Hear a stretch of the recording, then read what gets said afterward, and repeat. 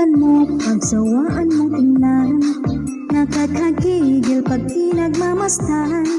Kung sumayaw talagang nakakawindang, mga galaw niyang nakakaaliw.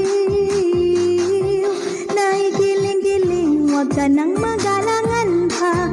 Itodo mo'y kimbot-kimbot mo pa. Ang iyong katawan, hita mo na malaman. Kung titingnan parang manok na kabir, naihampas mo pa na para pang nanggigigil. Iyog-yog mo sa kanan at kaliwa, huwag mong ikahiya ang pagiging mataba. Sa tabi mo